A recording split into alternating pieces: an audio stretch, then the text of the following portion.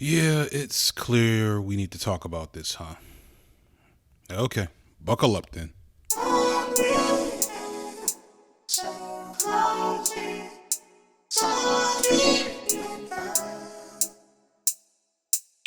So I just finished Bridgerton. I initially had no interest in watching it. Shonda Rhimes doesn't really make the types of shows that hold my interest, and this is no different even though she only produced it.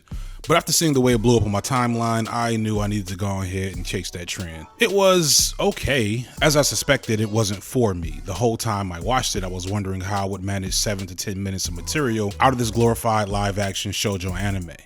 This isn't a judgment or anything. I mean, if anyone appreciates lowbrow entertainment, it's me. I'm pushing 40, and I still watch wrestling with as much enthusiasm as I did when I was 10, so I can't talk shit.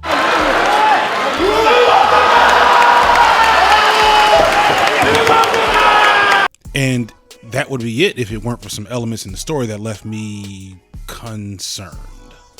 That said, spoilers ahead for Bridgerton. I am again faced with a situation where I'm sitting back and wondering how yet another piece of popular media with overt feminist undertones can so incredibly butcher the issue of consent as it pertains to a man's body. Like, what the fuck is going on here? So here's the situation. Bridgerton is a period drama based on a series of young adult novels about the titular Bridgerton family. It follows each of the Bridgerton children as they find love in the 18th century England. The show adds the cute twist of colorblind casting, which is jarring at first and concerning at times, but really it just means the queen looks like Maya Rudolph and our main love interest is single-handedly carrying the torch for light-skinned Negroes in 2021. Anyway, Simon and our main character Daphne develop a complicated love affair that ends up in marriage. The problem is light-skinned Idris Elba has a pretty significant history of trauma and as a result has made a vow that he would never have children. This of course has not stopped him from being a rake, aka fuckboy, which is something they really want us to know, which means he still lays pipe and finds the opportunity to take his shirt off at least once per episode. Cool. Not my cup of tea, but sure. And before you start labeling me as some ashy nigga with fragile masculinity who can't deal with the constant framing of female and queer gaze for this show, please remember I'm the guy who said P-Valley was his favorite show of the year. Simon has told Daphne that he cannot give her children, which is a lie by omission, and Daphne doesn't bother to ask for more details, which is fine because it's hard to write romance drama with a sensible and emotionally mature main character. You need stupid, pretty people to make the plot move. So eventually we're treated to a montage of PG-13 interracial cheek clapping with paradoxically an overt effort to show just how much Simon cares about his wife's consent.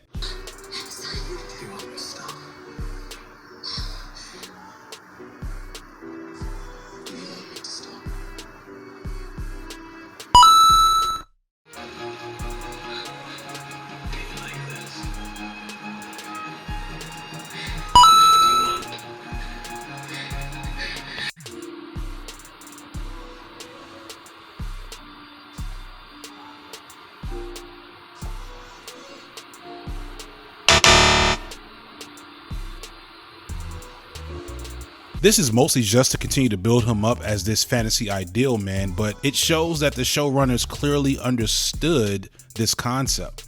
Another thing that's very intentional is that many of these love-making scenes show that Simon is not just the Duke of Hastings, but also the king of pull-out game, first of his name, master of coitus interruptus, and father of none. And Daphne, finding herself quite digmatized and working with 18th century sex education, doesn't think anything of it until she sees him send his soldiers off to war in a tissue and does a little research and finds out that she's missing out on the glorious feeling of being made into a Twinkie by the man she loved. Hey! Where's the cream filling? So take your guess at what she does. Does she confront him on this new information? Maybe sit him down accompanied by some dramatic music where he tells her through tears of his horrible father and how it left him emotionally crippled and unable to form healthy romantic attachments? Or, okay, hear me out. Does she have sex with him as they normally would and then, pretty much knowing his comfort zone and the boundaries he's trying to set, ignore those, roll on top of this nigga and ride for dear life, and then ignore his request to stop until he unwittingly does shoot the club up. Then get mad at him about the whole thing. We spend the next few episodes with them worrying about her getting pregnant, and when she realizes she isn't pregnant, it's a dramatic and painful scene for her, because that's what she wants. as the audience we're meant to be sad that her rape of her husband didn't also have the added benefit of forcing him unwillingly into fatherhood. And just to make sure, I want to break this down. So the first question is, does Daphne know what she's doing? And from the look on her face right here, the obvious answer is yes. She has a clear intention in her head to test to see what's going on with Simon and his constant pullout game. So what does she do? She flips him over and gets to riding. And yeah, it's all well and fun, but you have to understand this is now her showing willful intention to violate Simon's boundaries here. And so I've seen a lot of people say, well, Simon didn't say no, he didn't fight her off, which is fucking scary. Simon clearly, from the look of his face, starts to get upset and scared about what's happened. He shakes his head no, tries to mumble out wait, calls for her name as if to say stop. The only thing keeping him from stopping her is not the desire to continue with the pleasure, but the fact that at this point pleasure has overtaken his senses and he can't stop himself from orgasm.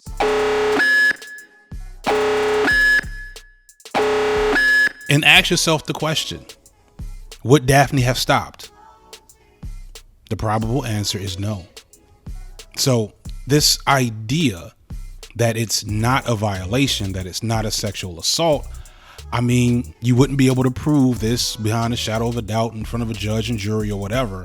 But I really hope that people who can separate their love for the show can stop and look at this and say, okay, this was kind of fucked up. Because the biggest thing is that after this is all over, after Daphne willfully violated this man's body, she then attacks him as if he did something wrong. I really want to be clear that my goal here is not to get into an oppression contest with anyone or insinuate that the issues of rape or rape culture or consent or body autonomy affect men in the same way or as much as they do women. But I do think we're really lagging behind in our understanding and ability to see men as more than these mythological gender traits that have been assigned to us. And this lagging effect is harmful not just to men, but everyone. So the argument that it's just fantasy, I mean, yes, and I don't think that entertainment that employs possibly harmful or regressive elements for the sake of entertainment for consenting and discerning adults is automatically bad. I do get that it is just entertainment, it is just fantasy. But one area where we really seem to be struggling with this is how we engage with fantasies about men and men's bodies and sex. And I get that the reasons why this is happening involve a lot of intersecting elements of identity and oppressive social systems that I can't get into in the time limit I give myself for these light work videos. But the end result is that as a society, we are far too uncritical of the ways in which we idealize masculinity and conceptualize men. And the fact that the two most notable pieces of women-centered media to come out in the last month